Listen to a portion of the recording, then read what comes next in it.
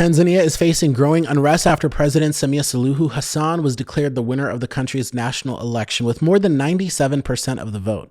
The announcement came as the internet access across the country was restricted. Protests broke out in several cities and security forces were deployed to disperse crowds. The opposition is calling the election illegitimate and alleging fatal crackdowns by government forces, claims that have not been independently verified, while the government insists the vote was peaceful and the results are valid. President Hassan, who first took office in 2021 after the death of her predecessor, was widely expected to remain in power. Her party, the long-ruling Chama cha Mapinduzi, has dominated Tanzanian politics for decades.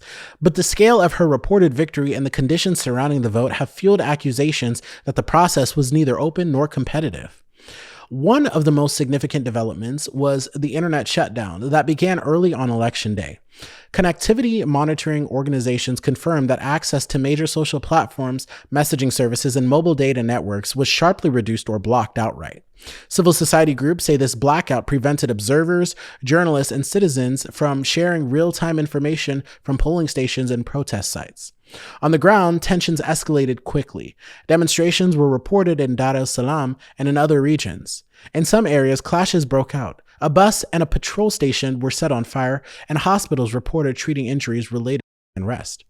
Security forces were seen firing tear gas and moving to break up crowds.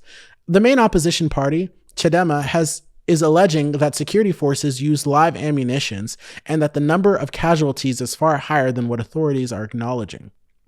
These claims at this time have not been independently confirmed by outside observers, though. The government denies the allegations and maintains that any force used was to prevent what it describes as coordinated attempts to destabilize the country.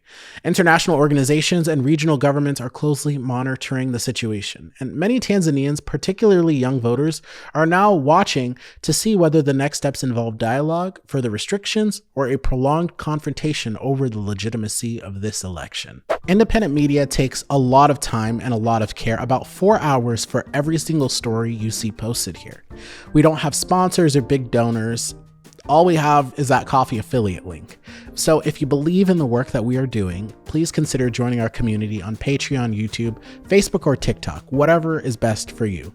Your support helps us keep going, doing journalism for the people and not for profit.